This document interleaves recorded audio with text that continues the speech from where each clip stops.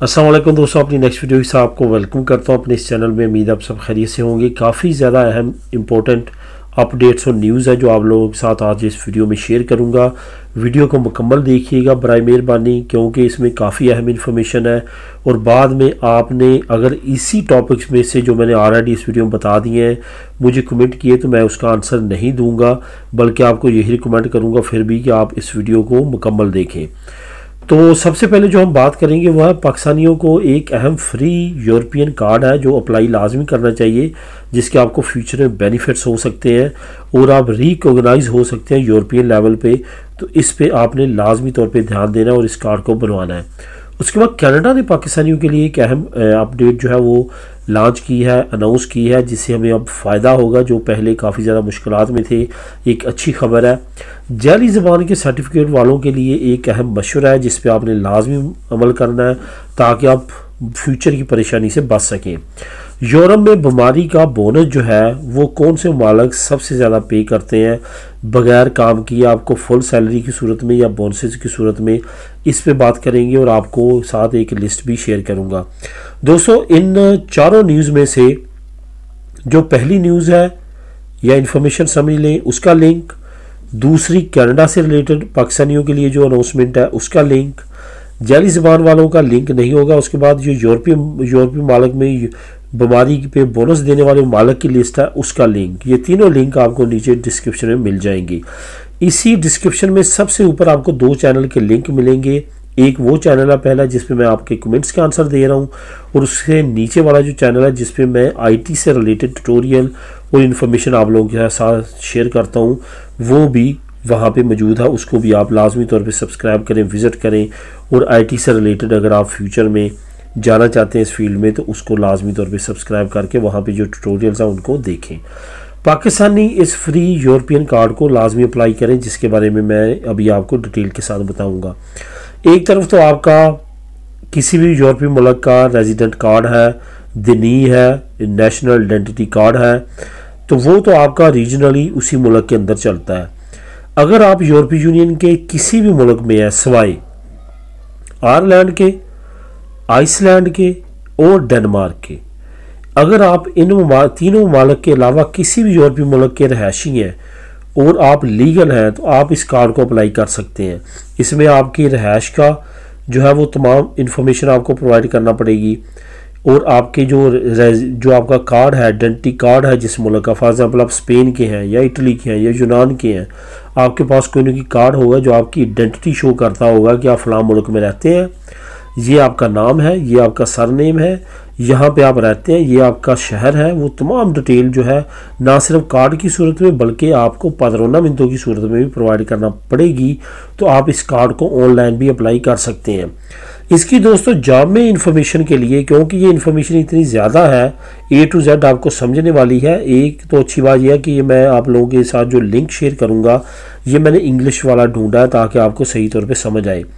दूसरी बात यह है कि ये मैंने विकीपीडिया का सहारा लिया, और विकीपीडिया आपको मालूम है कि इंटरनेशनल लेवल पे बहुत अच्छा एक अदारा है और उनकी तमाम इन्फॉर्मेशन काफ़ी ज़्यादा ऑथेंटिक होती है।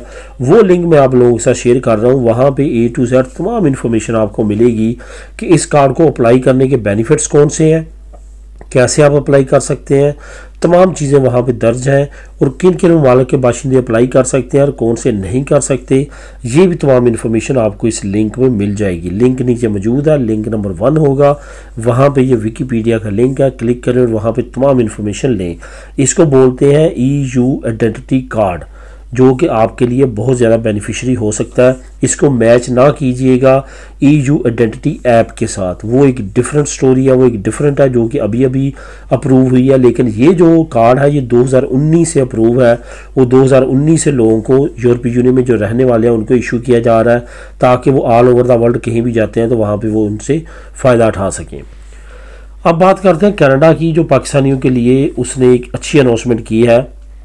पाकिस्तानियों को कनाडा से हमेशा से एक ही एतराज़ रहा है कि हमारे लिए जो प्रोसेस है वो बहुत ज़्यादा लेंथी है, बहुत ज़्यादा मुश्किल है और बहुत ज़्यादा टाइम कंज्यूमिंग है। वहाँ पे अगर कोई फ़ाइल अप्लाई करता है पाकिस्तान में तो साल हर साल उसको वेट लिस्ट में डाल दिया जाता है और उसको वेट करना पड़ता है।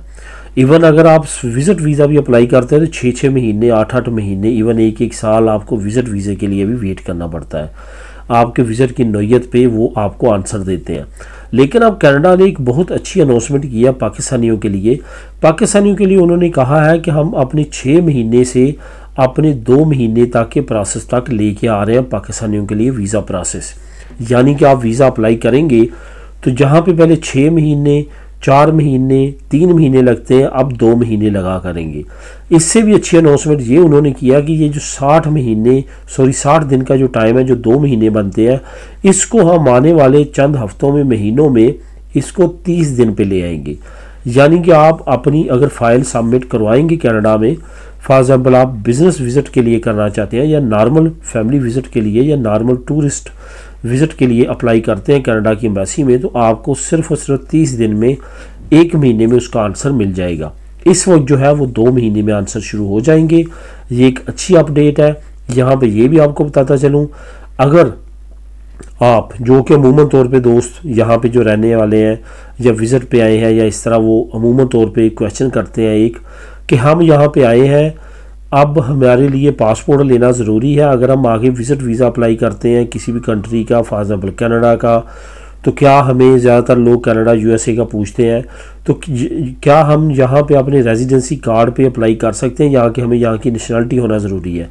एक बात आपने याद रखनी है कि किसी भी मुल्क में जाके अगर आप वहाँ पे रेजिडेंट कार्ड होल्डर बन जाते हैं, आपकी रहायश वहाँ पे है, तो वहाँ पे आप अप्लाई कर सकते हैं। अगर तो आप विज़िट वीज़े पे हैं, आपका जो वीज़ा है वो टेम्परेरी नोयत का है, तो फिर आप अप्लाई नहीं कर सकते। लेकिन अगर आपके पास रेजिडेंट कार्ड है, यानी कि आप वहाँ के रहायशी बन चुके हैं, तो फिर आप दुनिया के किसी मुल्क में भी उस मुल्क से अप्लाई कर सकते हैं किसी भी नोयत का वीज़ा, ख्वाह वो वर्क परमिट हो, ख्वाह वो विज़िट वीज़ा हो, ख्वाह वो फैमिली, बिजनेस, कोई भी कैटेगरी में आता हो, वहाँ से आप अप्लाई कर सकते हैं। कोई भी किसी तरह की भी रुकावट नहीं है। तो अब बात करते हैं जाली सर्टिफिकेट वालों की। काफ़ी ज़्यादा कमेंट आ रहे हैं कि इसकी क्या नई अपडेट है, क्या हुआ, अदालत की क्या फ़ैसले आ रहे हैं, ये है वो है, ऐसी बातें हो रही हैं। कुछ नहीं कहा, मैंने ओरिजिनल दिया है, मेरा नाम आ चुका है, क्योंकि मैंने शुरू में आपको बताया था जिन लोगों ने डिजिटल सर्टिफिकेट किसी और का यूज़ किया है, किसी लोकतोरियों वाले का या इन्हीं फ्रॉडियों का, और उन्हीं के ज़रिए फ़ीसें जमा करवाई हैं, और बाद में उस ईमेल को उन्होंने पकड़ लिया और उस ईमेल पे, उस PC पे, उस पर जितनी फाइलें जमा हुई हैं, उन्होंने तमाम को मशकूक करते हुए तमाम को कहा कि इनके सर्टिफिकेट जाली हैं। तो वो जो है वो भी परेशान है और वो भी कहते हैं कि हमने तो असल किया है, तो हमारे हम भी नाम लिस्ट में आ चुके हैं। तो यहाँ पे सबसे बेहतरीन मशवरा जो मैं आपको दूंगा, और कुछ लोगों के कमेंट के बाद मैंने ये सोचा कि आप लोगों के साथ लाजमी तौर पे शेयर करें। मैं यहाँ पे एक एग्जांपल देना चाहूँगा। अगर खुदा न खास्ता आप पे इल्ज़ाम लगा देता है, आप पे केस कर देता है, तो आपको लेटर आता है अदालत की तरफ से कि आपने पे ये इल्ज़ाम है, आके इसको साबित करेंगे ये गलत है, तो आपको अदालत में वो लेटर पे जाना पड़ता है, वकील करवाना पड़ता है। वो तमाम, वो अलहदा बात है, कल को आप सच्चे होते हैं, उसके तमाम अखराजात उस पार्टी ने देने जिस पे जिसने आप पे किया है मुकदमा। इसी तरह अगर आपका जाली नाम आ चुका है, लेकिन अब आप इस पे इजी ना रहें कि आपका तो ओरिजिनल है तो मैं उसकी पैरवाई नहीं करूँगा, लाजमी तौर पे पैरवी करनी है। और वो लोग जो यहाँ से जाली सर्टिफिकेट लेके, नेशनलिटी लेके जा चुके हैं, UK जा चुके हैं, कनाडा जा चुके हैं, अमेरिका जा चुके हैं, वहाँ पे जाकर उनका लीगल स्टेटस हो चुका है, और अब वो समझते हैं कि उस मुल्क का स्टेटस हमारे पास आ गया, हमने स्पेन की क्या करनी है। अगर हमें वहाँ पे अदालत में कोई मसला बनता भी है तो हम उससे बरियल जुमा है हमारी, तो यहाँ पे स्टेटस बन चुका है। एक बात याद रखें, अगर आप ब्लैक लिस्ट हो जाते हैं इंटरनेशनल लेवल पे, आप किसी भी एयरपोर्ट पे पकड़े जा सकते हैं। यूरोपीय यूनियन पे आप सफ़र करेंगे, किसी मुल्क में भी आपका नाम ब्लैक लिस्ट हो चुका होगा, आपको पकड़ लिया जाएगा। इस वजह से ये गलती नहीं करनी, पैरवी लाजमी करनी है। मिल के तमाम लोग जो है वो वकील कर लें, कम खर्च होगा, तो इस तरह से आप जो है वो बेहतरीन तरीके के साथ बच सकेंगे। लेकिन ऐसा कभी नहीं सोचना कि आपने पैरवी नहीं करनी। जिन जिन के नाम आए हैं, ख्वाह वो सही है या गलत है, लाजमी तौर पे पैरवी करें, पीछे कानूनी अपनी तमाम चाराजोई करें, फिर आपके लिए फ्यूचर में कोई परेशानी नहीं होगी। अगर आप कानून से भागेंगे, यूरोपीय यूनियन में किसी भी जगह पे सफ़र तो आखिर आपने हवाई किसी ना कभी करना है ना, तो आपके लिए मसला बन सकता है। एयरपोर्ट्स पे आपको रोका जा सकता है, आपको गिरफ्तार किया जा सकता है, आपके लिए आने वाले वक्त में बहुत ज़्यादा मसले बन सकते हैं। इस वजह से ये बिल्कुल नहीं सोचना जैसे कि कुछ लोग कमेंट में बात करते हैं। यूरोप में बीमारी की बेस पे सबसे ज़्यादा सिक अलाउंस कौन सा मुल्क देता है, इसकी मैं बाकायदा तौर पे लिस्ट लेके आया हूँ। यहाँ पे मैं सबसे ज़्यादा देने वाला मुल्क का नाम बता देता हूँ, वो है जर्मनी। जर्मनी में आप 3 महीने तक बगैर किसी काम किए अपने घर में रह के बीमारी बेस पे बमै तनख्वाह अलाउंस ले सकते हैं 3 महीने तक। उसके बाद गवर्नमेंट आपको कन्वर्ट कर देती है इंश्योरेंस कंपनी की तरफ।